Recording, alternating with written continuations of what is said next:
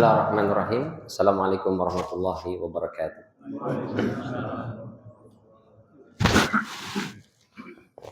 Alhamdulillah wassalatu wassalamu ala Rasulillah wa ala alihi wa ashabihi wa mawalah. La haula wa la quwata illa billah. Asyhadu an la ilaha illallah wahdahu la syarika lah wa asyhadu anna Muhammadan abduhu wa rasuluhu alladzi la nabiyya wa la rasula ba'dah. Ya ayyuhal hadirun, Allahumma iftah lana abwabal ilmi wa akrimna binuril fahm wa sahhil akhlaqana bil hilm. Allahumma la sahla illa ma ja'altahu sahla wa anta taj'alul hazna idza shi'ta sahla bi rahmatika ya arhamar rahimin. Bapak Ibu hadirin sidang jamaah salat subuh rahimani wa rahimakumullah. Alhamdulillah, segala puja-puji serta syukur selalu dan senantiasa kita panjatkan kehadirat Allah Subhanahu wa taala. Kita alhamdulillah sudah memasuki bulan suci Ramadan. Sudah hari keberapa ini? Kedua atau ketiga? Ada yang ketiga, ada yang kedua. Ada yang udah keempat. Ya nggak apa-apa. Yang lebih dulu dari tanggal 18 ikut kalender hijriah global tunggal. Berarti tanggal 18 ya mulai puasanya. Atau yang mengikut ru'yahnya pemerintah dari tanggal 19. Dua-duanya punya landasan dalil, dua-duanya sama-sama memiliki argumentasi yang kuat. Kalau kita sih orang awam pengennya mah bareng-bareng gitu ya. Tapi ternyata belum bisa bareng-bareng, ya beda berarti. Kita husnuzon saja, mudah-mudahan di Indonesia peluang dapat Lailatul Qadarnya lebih besar. Ya, jadi 10 malam terakhirnya ganjil semua gitu. Kalau misalnya malam ini 21 menurut Muhammadiyah, berarti besok 21 menurut pemerintah gitu. Besoknya lagi udah 23 Muhammadiyah, besoknya lagi 23 pemerintah. Jadi semuanya ganjil semua tuh. Peluang dapat Lailatul Qadarnya lebih besar berarti insyaallah. Mudah-mudahan lebarannya bareng lah. Tapi kalau nggak bareng ya nggak apa-apa juga. Yang penting jangan start ikut puasanya ikutnya pemerintah, tapi pas giliran lebarannya ikut Muhammadiyah. Nah, ini kurang nih. Kata malaikat masih kurang satu, itu masih kurang satu. Saya ada hutang. Baik, Bapak Ibu rahmatullahi Allah Subhanahu wa taala, kita sudah menyelesaikan surat Al-Maun. Maka kita masuk ke surat berikutnya. Udah selesai apa belum Al-Maun ya?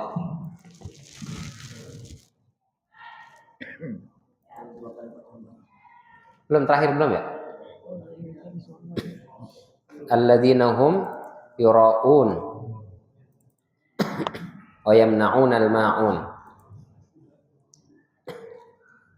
Kemarin terakhir fawailul lil musallin alladzina hum an salatihim sahun. Iya. Baik, sebelum kita masuk ke ayat 6 dan 7 seperti biasa kita baca dulu. A'udzu billahi minasy syaithanir rajim.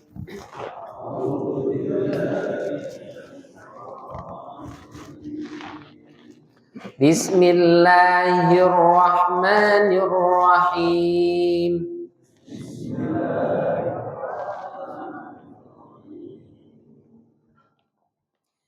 Ara'aital ladzi yukadzibu bid-din.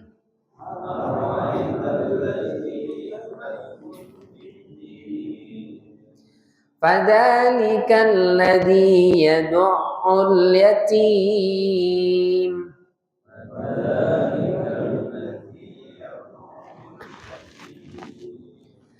Wala yahuddu ala ta'amil miskin.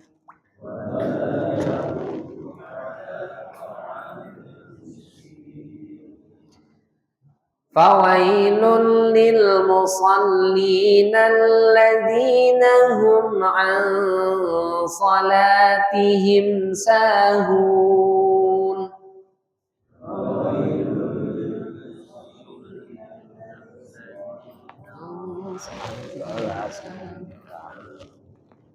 Alladzina hum yura'un.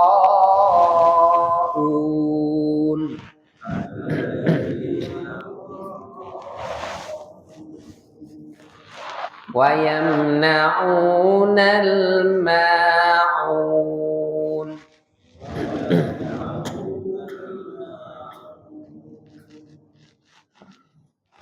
Shadaqallahul azim. Sebelumnya kita sampaikan bahwa surat Al-Ma'un ini menjelaskan orang-orang yang diklaim oleh Allah Subhanahu wa taala sebagai para pendusta agama. Siapa mereka? Yang pertama adalah orang yang menghardik atau menelantarkan anak yatim. Ada orang galak sama anak yatim. Pokoknya teman anak yatim itu bawaannya emosi aja, diusir, dibentak, dimaki. Maka fadzalikal ladzi yad'ul yatim. Ada yang dia nggak galak sama anak yatim, tapi nggak mau tahu, bodoh amat. Anak yatim itu makan kek, nggak makan kek. Fadzalikal ladzi yad'ul yatim, menelantarkan dia. Dua-duanya kena tuh. Yang kedua, wala yahuddu ala ta'amil miskin, tidak memiliki kepekaan sosial. Ada orang kelaparan, ada orang kesusahan, ada tetangganya yang sedang butuh bantuan, dia tutup mata, tutup telinga. Maka ini kata Allah termasuk pendusta agama. Betapa penting nilai-nilai agama itu membentuk kesolehan komunal. Ya. Jadi kita ini beragama itu tidak hanya soleh secara personal, tapi juga soleh secara komunal. Soleh secara personal itu apa maksudnya? Dia baik, rajin sholat, dia rajin puasa, tahajudnya kenceng. Tapi itu aja nggak cukup. Dia juga harus memiliki kepekaan sosial. Dia peduli dengan sekitar, peduli dengan lingkungan, peduli dengan tetangga. Maka agama ini membentuk pribadi tidak hanya soleh secara personal, tapi juga soleh secara komunal. Maka orang-orang yang baik kelihatannya secara personal, tapi tidak baik secara komunal, tidak baik kepada sesama, maka boleh jadi Allah menyebutnya sebagai yukadzibu biddin, mendustakan agama. Dan itu hakikatnya kata Allah, fawailul lil musallin. Maka itu celaka salatnya. Siapa yang salatnya celaka? Alladzina hum an salatihim sahun, yaitu orang-orang yang lalai dari salatnya. Kita sampaikan kemarin Ibnu Umar dan juga Ibnu Abbas mengatakan alhamdulillah Allah bilangnya alladzina hum an salatihim sahun, yaitu orang-orang yang lalai dari salat mereka. Sekiranya Allah katakan alladzina hum fi salatihim sahun, maka semua kita kena. Karena hampir dipastikan semua kita pernah lalai, tapi di dalam salat. Lalai dalam salat itu apa misalnya? Pernah telat waktu. Allahu akbar, Allahu akbar. Pak, salat baru juga azan. Itu sahun tuh. Tapi tidak masuk ayat ini.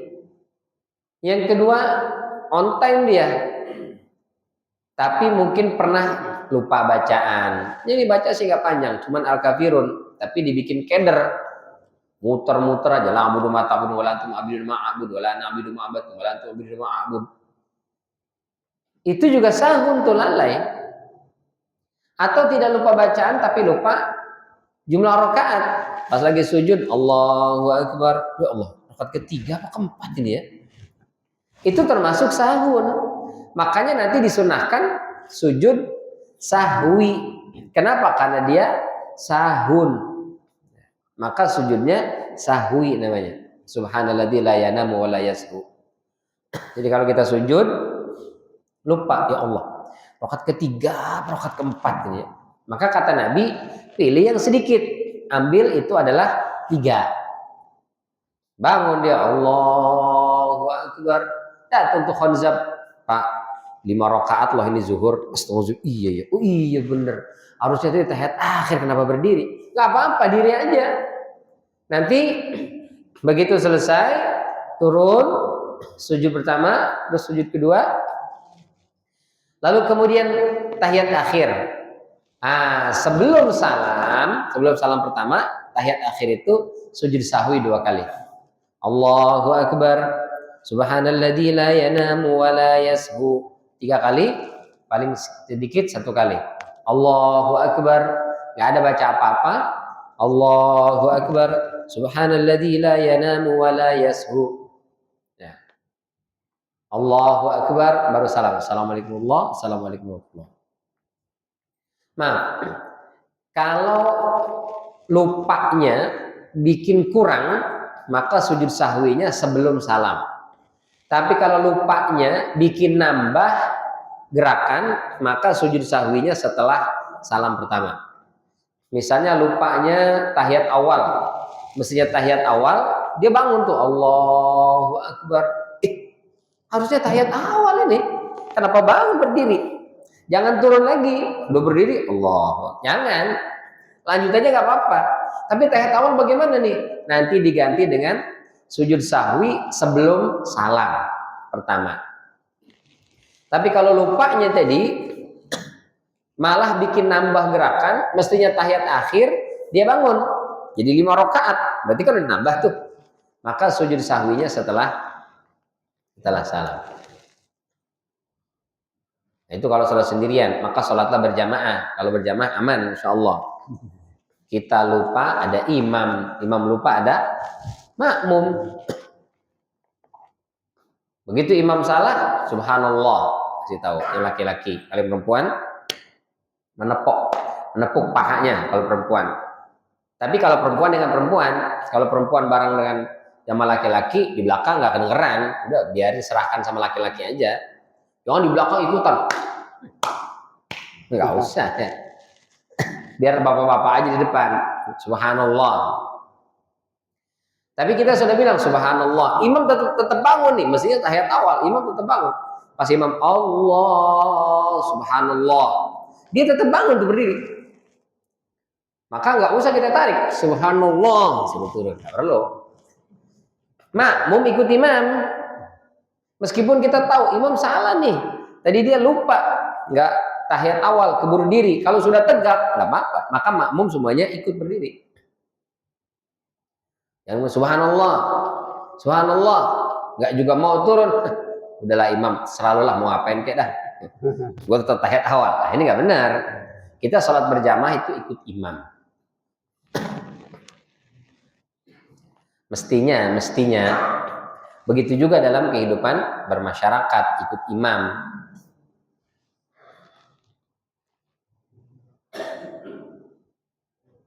Jadi sahun itu semua kita pasti pernah sahun itu. Tapi fi sholatihim, di dalam sholat mereka.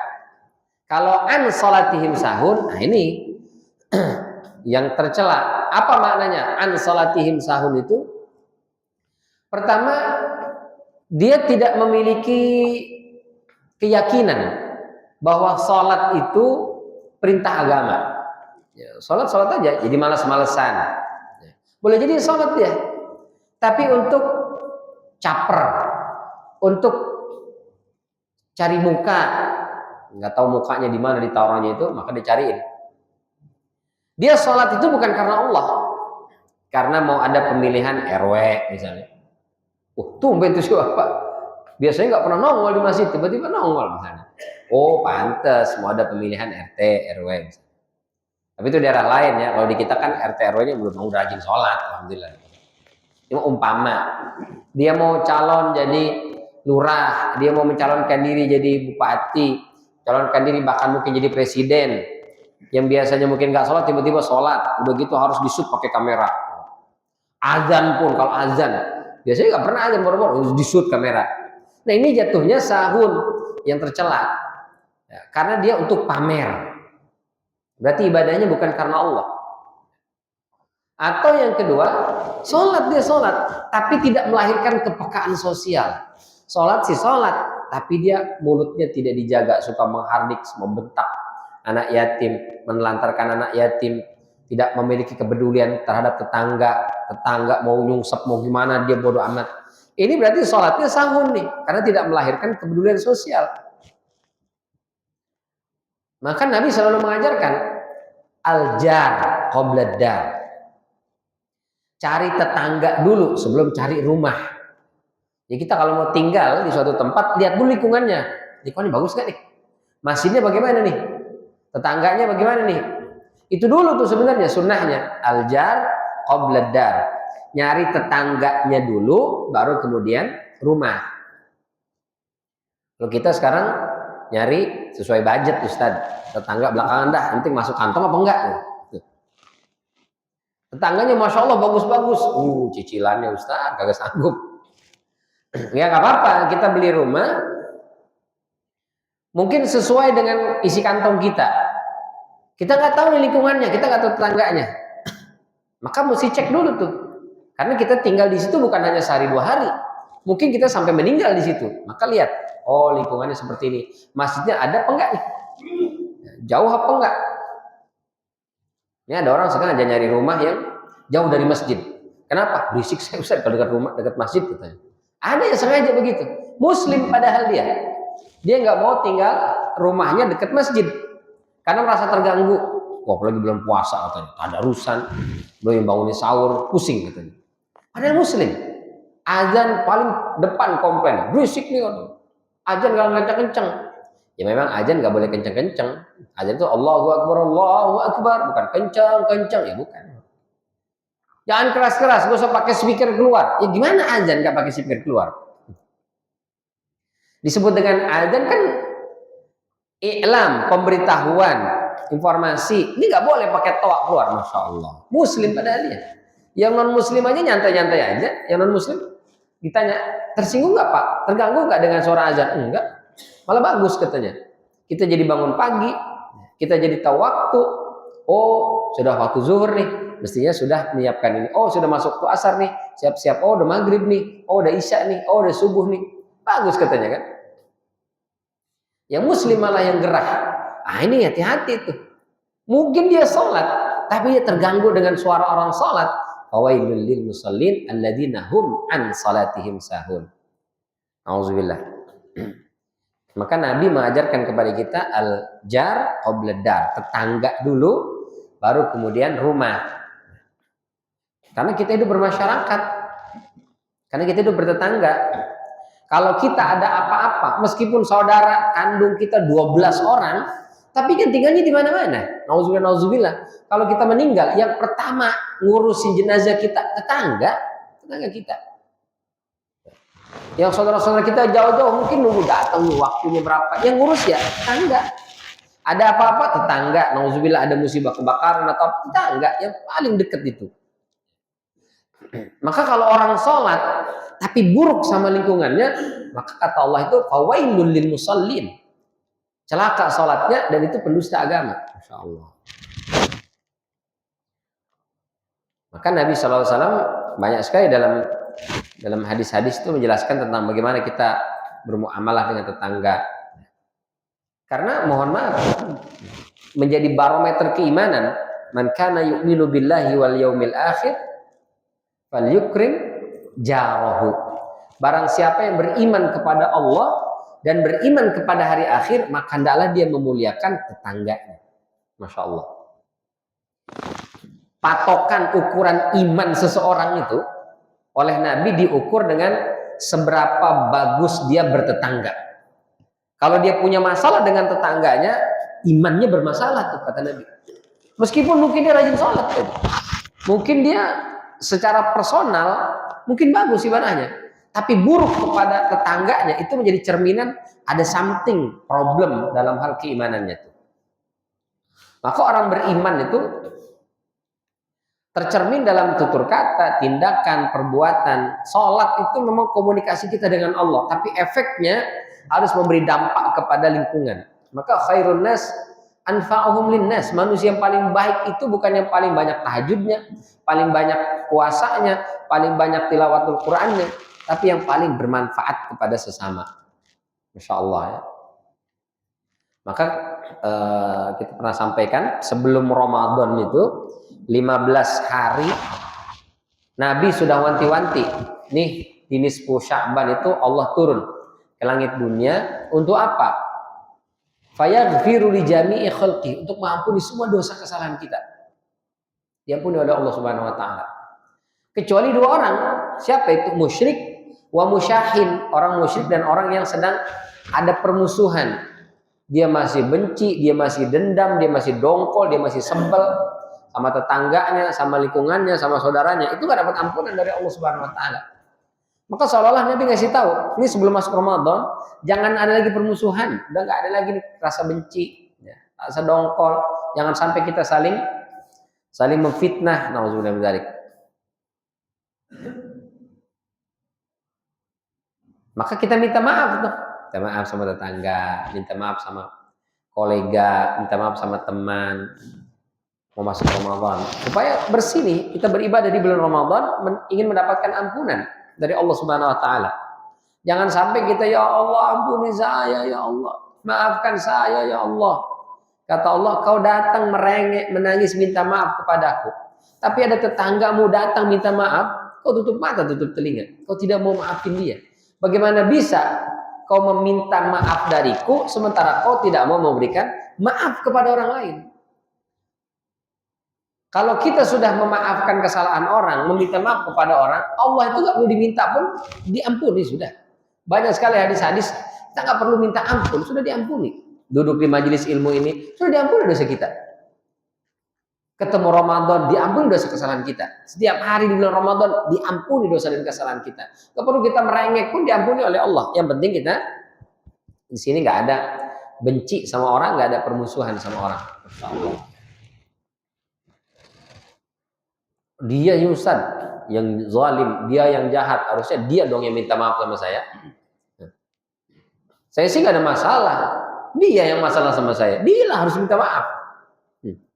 Kadang kalau kita tanya tuh, Bapak benar katanya punya masalah sama dia, enak aja, dia yang jahat sama saya Ustaz. Jadi yang ini kita tanya, katanya yang ini jahat sama dia. Kita tanya sama yang ini jahat sama dia katanya. Terus yang zalim yang mana nih? Dua-duanya. Kita hidup bermasyarakat pasti saling menzolimi, pasti itu. Saling jahat kita itu sama tetangga. Saya nggak mungkin jahat Ustaz. Karena nggak sengaja, kita nggak punya niat jahat, kita nggak punya niat zalim, tapi mungkin tanpa kita sengaja kita sudah menzolimi tetangga. Masa nggak pernah Ustaz? Pernah. Mungkin ada yang nyetel musik kenceng. Tetangga lagi ribut suami istrinya. Makanya kata bininya kan, kata lakinya, haho aja, denger nggak? Nggak kedengeran, tetangga kita berisik banget tuh, kita nggak tahu tuh. Oh saya nggak pernah dengar musik, haram musik Ustaz, nasyid, salawatan. Tapi kalau volumenya kenceng, tetangga kita lagi sakit gigi, tersinggung juga itu, stres juga tuh. Saya nggak pernah tahu. Saya nggak pernah Ustaz pakai headset, dengar sendiri saya. Nggak mungkin mengganggu tetangga. Oke, mungkin dalam hal itu, tapi dalam hal yang lain, mungkin kita nyuci mobil, mungkin nyuci motor. Ya saya kan nyuci kendaraan di teras rumah saya, nyucinya di teras rumah kita. Tapi kan airnya ngalir tuh, lewat depan rumah dia, becek banget. Siapa sih ini? Dilihat, tetangganya. Kita di situ tetangganya. Kita sudah zalim tuh, Insya Allah. Saya nggak pernah nyuci motor, nyuci mobil di rumah. Steam. Apa itu nyuci? Gatel katanya. Mungkin kalau kendaraan kita steam, tapi kan pakaian, nyuci pakaian. Saya pakaian kan nyuci di belakang Ustaz. Nyucinya di belakang, jemurnya kan di depan. Saya jemuran agak tinggi tuh. Kelihatan dari tetangga mungkin ada tamunya orang penting. Kasih kopi, minum kopi, seruput. Masya Allah, itu kelelawar. Udah gitu benangnya pada meropol lagi, ada yang bolong-bolong. Kita sudah merusak tuh pemandangan tetangga kita tuh. Padahal dia ada tamu, Masya Allah. Kita hidup tuh pasti ada aja lah. Ya, zalim sama tetangga. Oh saya nggak pernah, baju itu saya pakainya laundry, berangkat dari rumah kotor, pulang udah rapi, bersih, wangi, nggak ada saya jemur-jemur di rumah tuh nggak ada. Mungkin dalam hal yang lain, masak, tetangga kita makan, misalnya mohon maaf, dia pakai teri, sayur asem, nikmat, pakai sambal enak. Kita di rumah masak sop iga, aroma wanginya nyampe ke dia, ke tetangga tuh. Yang sebelumnya dia makan ikan asin sayur asam enak, tiba-tiba mencium aroma sop iga itu, kok jadi nggak enak ikan asin ini ya? Rusak seleranya gara-gara aroma yang tercium dari rumah kita. Ya Allah. Maka kata Nabi itu sederhana, Nabi ngajarin tuh. Kalau Anda masak, terus yang berkuah banyakin kuahnya bagi tetangga kita. Jangan sampai kita membuat hatinya tersakiti, buat hatinya sedih gara-gara aroma masakan yang keluar dari rumah kita. Masya Allah. Tapi ini kiasan, bukan berarti beneran kuah doang ya. Maksudnya sama isinya. Jangan datang. Ini alhamdulillah ini ada rezeki kita bikin sop buntut, cobain dikit Pak. Begitu dicari mana buntutnya ini. Isi air doang. Itu kiasan, maksudnya sama isi-isinya juga ya. Kita saling menzalimi Pak. Ada yang beli duren, pulang mampir di depan itu diparahkan di duren. Gak banyak, cuma satu. Bawa pulang ke rumah. Aromanya kan nyampe juga ke tetangga tuh. Ke tetangga, duren nih. Enak nih kayaknya nih. Biasanya orang kalau makan duren nggak enak kalau sendirian, pasti ngajak-ngajak nih kata tetangga kita tuh kan. Dia pura-pura mondar mandir keluar masuk berharap ditawarin, nggak kita tawar-tawarin Pak. Akhirnya sampai pura-pura batuk dia, nggak juga kita tawarin. Begitu selesai makan, sampahnya kita buang tong sampah di depan. Nggak tahu kalau di sini nggak ada masalah ya sampah. Kalau di Tangsel ada masalah sampah, lama diangkutnya, kadang seminggu baru diangkut. Itu bau kulit duren dari yang aromanya wangi harum semerbak sampai jadi kecut. Itu masuk juga ke rumah tetangga tuh. La ilaha illallah. Kita suka zalim sama tetangga, kita zalim sama orang itu. Maka minta maaf lah ya. Kalau nggak sempat kemarin sebelum Ramadan, besok Lebaran. Kita pulang kampung Ustaz, ya nggak apa-apa. Kalau pulang dari kampung ke sini lagi, bisa kita meminta maaf. Atau mungkin sebelum pulang kampung kita bisa minta maaf. Jangan sampai ada luka yang tertinggal di hati saudara dan tetangga kita.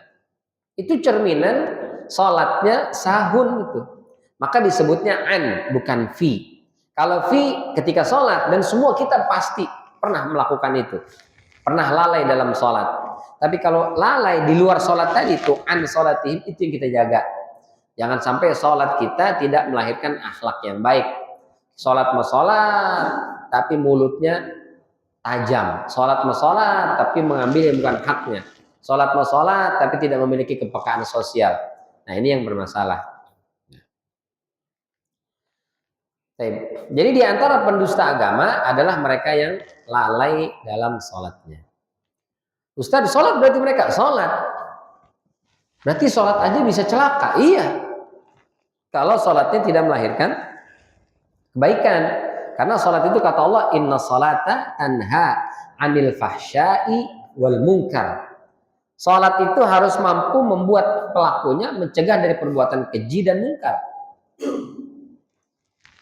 Kalau gitu percuma dong Ustaz sholat. Kenapa percuma? Ya sholat aja lalai disebut fawailul lil musallin, celaka buat orang yang sholat. Dia mending gak usah sholat. Celaka ya jelas celaka. Jangan. Sholatlah, meskipun sholat kita belum mampu mencegah diri kita dari perbuatan keji dan munkar.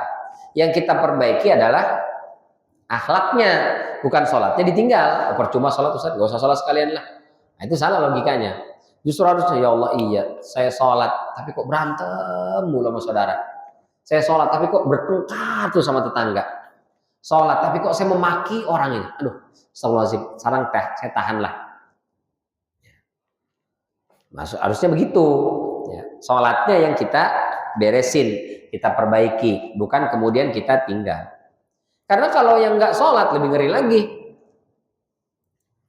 Apa ancaman buat mereka yang tidak sholat? Di surat Al-Muddatsir dari ayat 40 sampai 48. Fi jannatin yatasaalun 'anil mujrimin ma salakakum fi saqar. Di surga itu, para penghuni surga, itu kita kalau di surga nanti, Pak. Amin gitu dong. Kita nanti kalau di surga, amin gitu. Jadi nanti kalau kita di surga itu bisa nongki-nongki tuh. Bisa ketemuan, ngobrol-ngobrol, bisa Pak. Silaturahim bisa. Ala sururin mutaqabilin, di atas dipan-dipan saling berhadap-hadapan. Bisa kita berkunjung ke sini, ketemu sama sini, ketemu sama si itu. Bisa, seperti dunia, bisa. Saya mau ketemu ya Allah sama si fulan, bisa kita ketemu. Datang. Ngobrol-ngobrol. Nah, mereka ketemu ngobrol-ngobrol tuh. Apa kabarnya si anu tuh tetangga kita? Iya dia di mana tuh? Nggak ada di surga. Coba cari-cari, dicari-cari di surga nggak ada. Rupanya adanya di mana? Di neraka. Nerakanya neraka apa? Neraka sakor. Cerita nih. Kemarin tetangga saya yang itu nyemplung di neraka jahanam. Saya mohon kepada Allah supaya diberikan syafaat, diselamatkan. Bisa loh. Saya juga sama di neraka lazza, di neraka jahim. Ada itu yang saya kenal dulu nyemplung di sana itu. Saya mohon kepada Allah supaya diselamatkan. Allah kasih diselamatkan. Tapi si fulan itu dia nyemplungnya di neraka sakor. Nggak bisa loh. Saya mintain syafaat kepada Allah supaya orang ini diselamatkan. Nggak boleh. Masya Allah. Sama tetangga saya juga begitu katanya. Di neraka sakor nggak bisa diselamatkan. Nah ini kata Allah fi jannatin yatasaalun. Penghuni surga di surga bertanya-tanya. Akhirnya mereka, ya Allah izinkan kami bertanya kepada penghuni neraka sakor. Maka Allah izinkan. Jadi kata Imam At-Tabari, penghuni surga itu diizinkan oleh Allah bisa ngelihat penghuni neraka dan bisa berkomunikasi dengan penghuni neraka. Gimana caranya Allah alam? Zaman sekarang aja kita bisa bicara dengan orang di belahan dunia sana. Kita tahu apa yang terjadi di Alaska hari ini, tahu gitu kan. Ya, bahkan hilal udah kelihatan di Alaska, tahu. Zaman dulu mana bisa gitu. Sekarang luar biasa. Ada aplikasi Zoom, WA bisa video call, di dunianya bisa. Di surga alal araiki yanzurun. Di antara mana yang zurun, mereka penghuni surga itu duduk di atas dipan-dipan sambil memandang. Di antaranya memandang kenikmatan dan keindahan yang di surga. Dan di antaranya juga adalah memandang dan melihat orang-orang yang di neraka.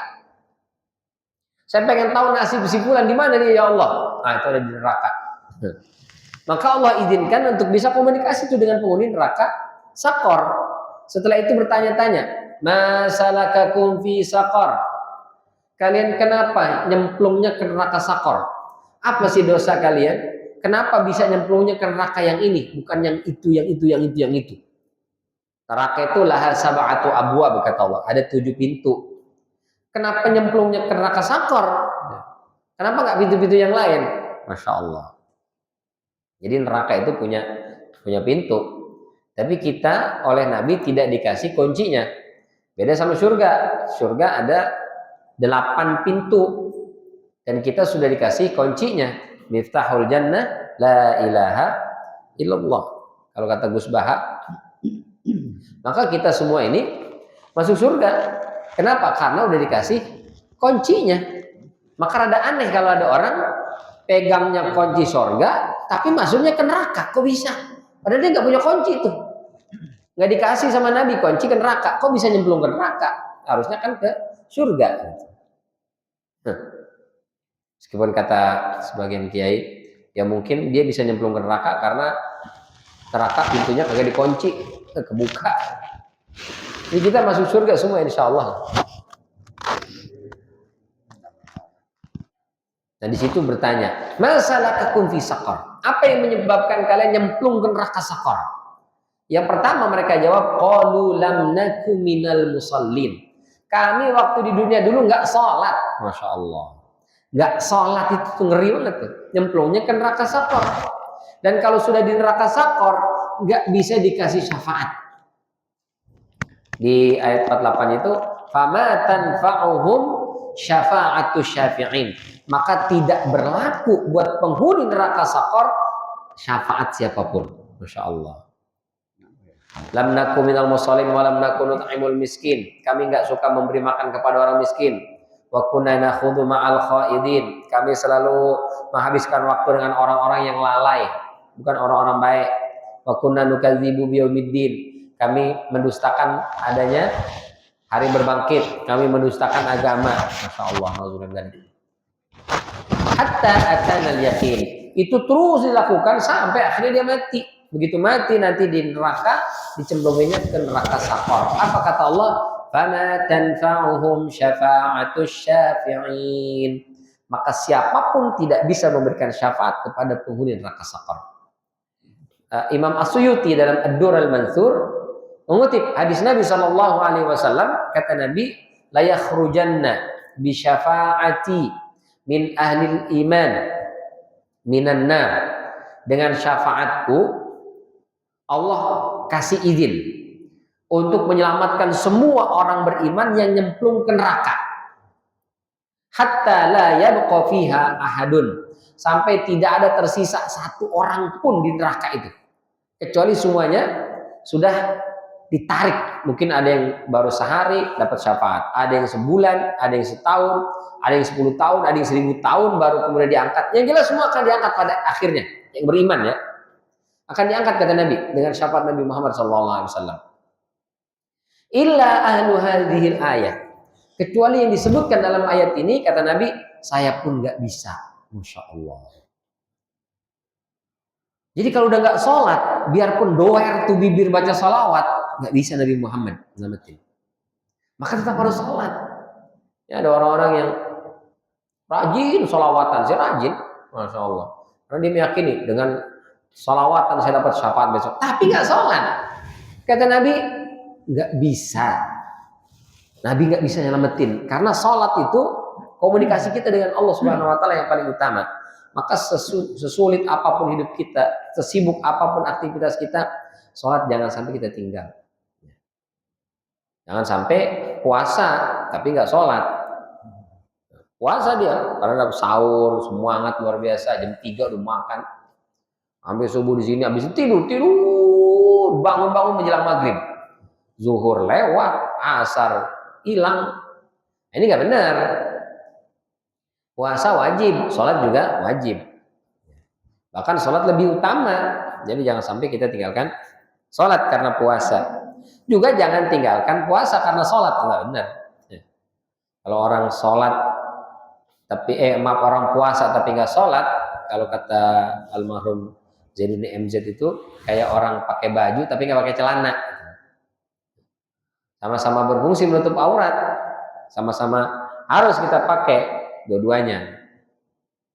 Pakai celana doang tapi nggak pakai baju, mana-mana udahnya kelihatan, nggak benar, nggak bagus. Pakai baju tapi nggak pakai celana, itu lebih bahaya lagi. Orang puasa tapi nggak sholat, ibaratnya begitu katanya. Tapi itu bukan hadis ya, nggak ada hadisnya. Itu perkataan Allah yarham Zainuddin MZ. Baik, jadi ada orang-orang yang disebut pendusta agama, mereka sholat, bukan enggak, sholat, tapi sholatnya sahun. Sholatnya tidak memiliki dampak secara sosial. Bahkan ada yang tidak memiliki dampak secara personal. Sholat tapi buruk orangnya. Sholat tapi tidak baik orangnya. Nauzubillah. Apa diantara cirinya? Kata Allah, alladzina hum yura'un, yaitu orang-orang yang yura'un. Dari kata ro'a, melihat. Yura, dilihat. Yura'un, mereka minta dilihat. Apa tuh artinya? Ria. Pengen dilihat, pamer. Flexing doang. Ibadah dijadiin flexing. Wah, udah kacau itu. Meskipun kalau kata Fudail bin Iyad, tarkul amali li ajlin nasi riya, wal amalu li ajlin nas syirkun, wal ikhlas an yu'afiyaqallahu minhuma. Kata Fudail bin Iyad itu, kalau orang nggak jadi beramal karena takut dipuji, itu riya. Kalau orang beramal pengen dipuji, syirik jatuhnya, kata Fudail bin Iyad, ulama besar beliau. Jadi riya itu kalau menurut beliau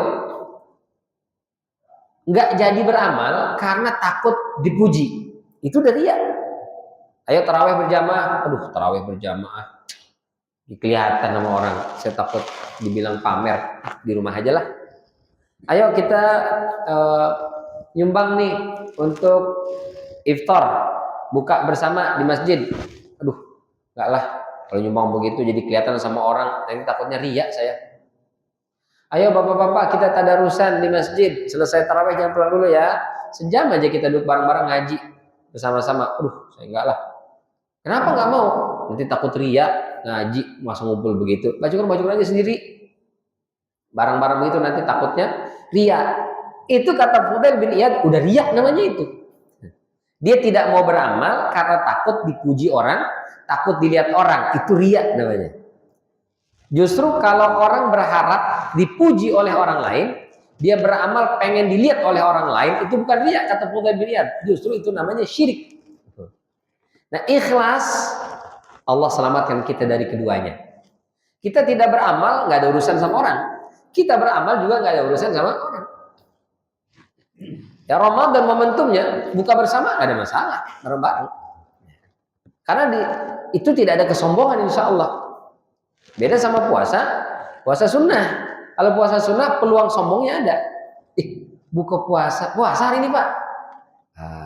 Biasa sih saya mah. Kita bilang biasa aja tuh, udah nggak biasa. Hidung tuh mulai kembang kempis, pantat tuh rasanya nggak nempel di tempat duduk. Saya biasa. Saya sih mohon maaf ya, bukan sombong ini. Bukan cuma Senin Kamis, ayam albid. Alhamdulillah saya nggak pernah lepas. Meskipun bilangnya alhamdulillah saya nggak pernah tinggal, nggak pernah lepas, tapi ada unsur riya di situ. Daud gimana Pak Daud? Tahun kemarin sih saya puasa Daud setahun. Sekarang kayaknya saya mau ayam albid aja. Nah, ini cerita gitu. Udah mulai ada kesombongan tuh.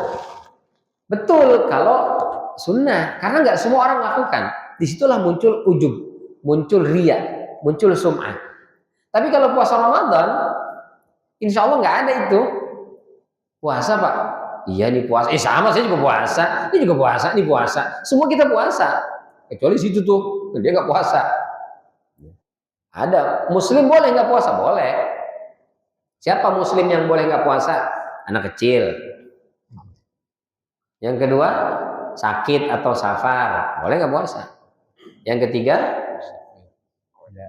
hilang akal, gila, boleh nggak puasa.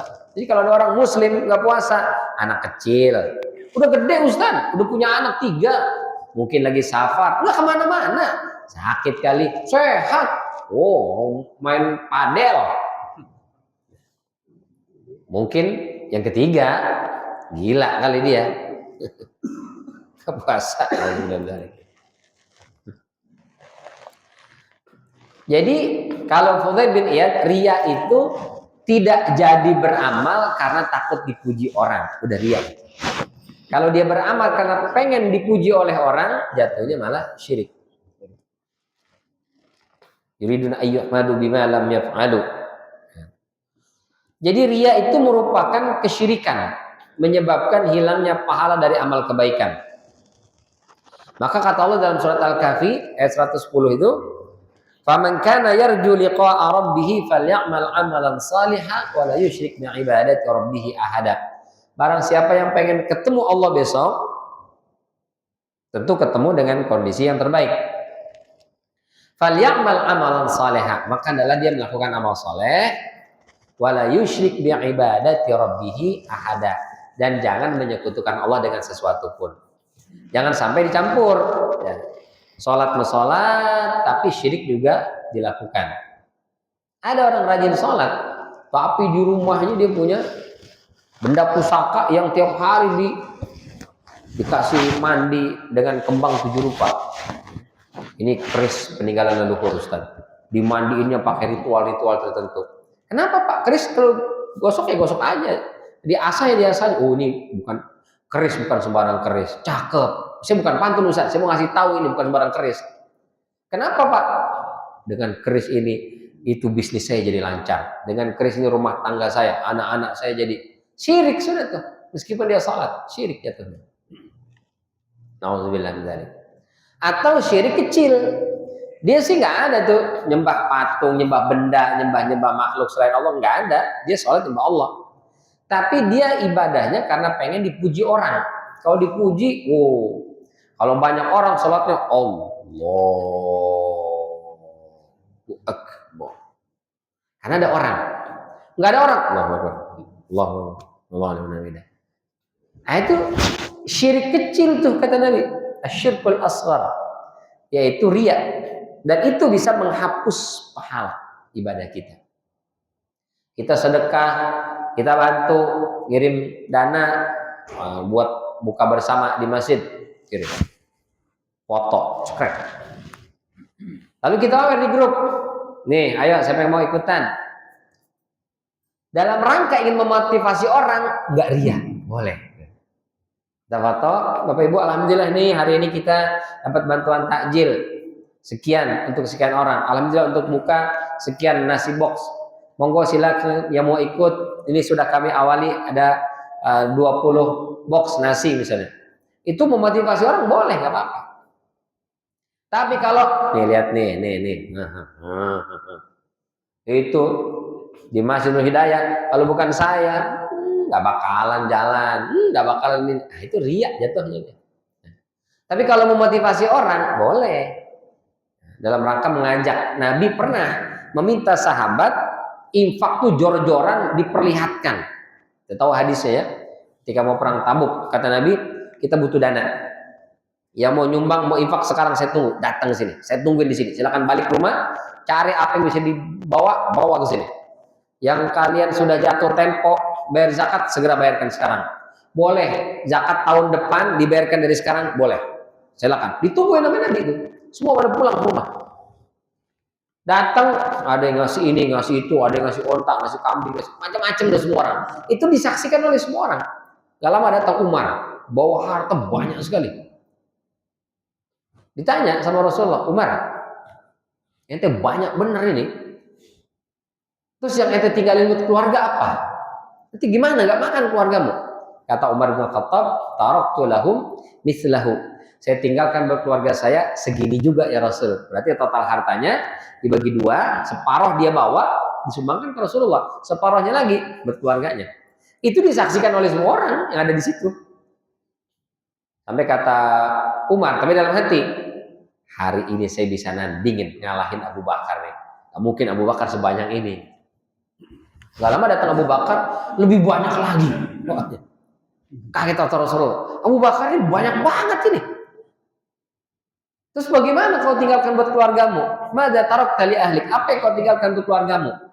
Apa kata Abu Bakar? Taraktu lahum Allah wa rasulahu. Aku tinggalkan untuk keluargaku Allah dan Rasulnya. Artinya apa? Semua yang dia punya dibawa ke situ. Itu disaksikan oleh semua orang. Sampai Umar melihat, kata Umar, bener, nggak bisa saya ngalahin Abu Bakar ini. Kacau nih Abu Bakar nih. Susah ini nanti kayaknya nih, berat nih. Itu disaksikan tuh. Apakah itu pamer? Enggak, dalam rangka motivasi. Jadi boleh, ada saatnya kita sirron, ada saatnya alaniyah. Sirron dirahasiakan, diumpetin, ada kalanya alaniyah, diekspos untuk memotivasi banyak orang. Tapi hadis tadi mesti dipahami dengan benar. Abu Bakar itu dia bawa semua hartanya, tidak ditinggalkan buat keluarganya. Kenapa? Karena beliau pedagang. Asetnya ada, berjalan. Hari itu memang dibawa semua, tapi besok makan aman keluarganya. Ya, kita jangan ikut-ikutan kalau modelnya tidak punya persiapan. Ada nih nyumbang, yang punya motor, saya ada motor, sumbangin. Silakan mau haji, mau umroh, mau dimudahkan, serahkan motornya. Pulang jalan kaki, ditanya sama bininya, motor kemana bang? Itu saya sedekahkan. Lah terus abang kan ngojek, biar Allah dan Rasulnya yang mengganti. Nekat namanya itu. Mesti ada perhitungan, karena memberi makan keluarga itu kewajiban. Bersedekah, berinfak sunnah hukumnya. Zakat aja kan nggak boleh menghabiskan seluruh harta, hanya 2,5%. Nggak boleh kita menghabiskan harta kita untuk infak, untuk sedekah, keluarga kita malah terbengkalai, dosa jatuhnya. Maka kata Nabi, makanan yang kita berikan kepada anak istri kita dengan makanan yang kita berikan kepada orang-orang di luar sana, fakir miskin, duafa dan seterusnya, itu pahalanya lebih besar yang kita berikan kepada anak dan istri kita. Itu justru lebih utama. Tapi bukan berarti kemudian ke anak istri terus. Bapak nggak sedekah? Kata Nabi, banyakkan ke anak sama bini, Ustaz. Itu kalau bini satu, bagaimana kalau bini saya 3, Ustaz? Lebih banyak lagi pahalanya. Itu nggak benar juga ya. Kita buat keluarga betul, buat saudara-saudara kita yang membutuhkan juga berinfak. Jadi ada kalanya mengekspos amalan itu boleh dalam rangka untuk mengajak orang, boleh, ada masalah. Tapi kalau mengekspos tujuannya untuk pamer, itu jatuhnya riya. Dia tahajud update status, alhamdulillah bisa tahajud, mudah-mudahan terus istiqomah. Besok lagi, alhamdulillah malam ini dapat 4 rakaat tapi 2 jam. Itu apa? Pengen dibaca oleh orang. Jatuhnya riya, itu bisa menghapus pahala ibadahnya. Nauzubillah min dzalik. Kata Syekh Muhammad Amin Asy-Syangqiti, riya itu bisa dilakukan oleh orang munafik dan bisa juga terdapat pada seorang muslim. Jadi riya itu orang munafik punya sifat riya, orang muslim juga punya sifat riya. Tapi riya dalam sholat merupakan amalan orang yang munafik. Nah, jadi kalau sudah riya dalam sholat, itu amalannya orang munafik. Maka jangan sampai kita riya sombong dalam sholat. Kayaknya sih ya, kalau muslim itu biasa sholat, kayaknya nggak ada pamer sholat itu. Nggak ada sombong di sholat, karena kewajiban tiap hari kita lakukan. Kapan orang pamer sholat itu? Kalau dia nggak sholat. Orang yang jarang sholat atau nggak sholat, begitu sholat pamer dia, betul. Berangkat ke masjid, pokoknya mampir semua tetangga. Mau apa? Ngasih tahu, gua ke masjid deh. Gitu. Tapi kalau kita biasa aja, nggak ada apa yang mesti disombongkan dari sholat, karena kewajiban kan. Maka kata Syekh Muhammad Amin Asy-Syangqiti dalam tafsirnya Adwaul Bayan, pamer di dalam sholat itu adalah amalannya orang munafik. Maka jangan sampai kita ikut-ikutan. Karena apa? Karena sholat adalah hubungan pribadi kita dengan Allah, tidak layak ada riya di dalamnya. Karena riya dalam beribadah hanya dilakukan oleh orang-orang munafik. Ini Allah katakan misalnya dalam surat An-Nisa ayat 142, innal munafiqina yukhadi'unallah. Sesungguhnya orang-orang munafik itu mereka hendak menipu Allah. Wa huwa khadi'uhum. Padahal mereka menipu diri mereka sendiri. Mereka ingin ngeprank Allah, padahal mereka ngeprank diri mereka sendiri. Apa di antara bentuk ngepranknya itu? Wa idza qamu ila sholati qamu kusala. Kalau mereka mengerjakan sholat tapi malas-malesan. Yura'unan nas, mereka pengen dilihat oleh manusia. Jadi sholatnya bukan karena Allah, tapi karena pengen dilihat. Masya Allah Pak, tumben Pak. Nggak boleh juga sih kita mengtumben ya, kalau orang ke masjid. Alhamdulillah aja ya. Masya Allah, alhamdulillah, mudah-mudahan istiqomah ya Pak. Jangan tumben lo ke masjid, biasanya nggak pernah ke masjid. Kasihan orang dia udah tobat, udah bagus-bagus, malah kita ceng-cengin lah. Akhirnya dia kabur lagi. Yaudah kalau gitu besok gua ke masjid lagi lah. Masya Allah, alhamdulillah bro, ke masjid. Mudah-mudahan istiqomah ya. Enggak, paling sampai lebaran doang. Kenapa sampai lebaran doang? Mertua yang nginep di rumah ini sampai lebaran. Oh berarti sholatnya karena mertua di rumah. Kalau nggak ada mertua mungkin nggak pernah dia ke masjid. Nauzubillah. Kata Ibnu Katsir dalam tafsir Al-Quran Al-Azim, jika seseorang beramal karena Allah, kemudian ada yang melihat dan kagum atas amalnya, terus dia senang, maka itu tidak termasuk riya. Kita beribadah, sedekah, umroh, baca Quran, tadarusan, infak, sedekah, sholat, puasa, apapun ibadah itu karena Allah. Terus ada orang yang lihat, dipuji sama dia, Masya Allah.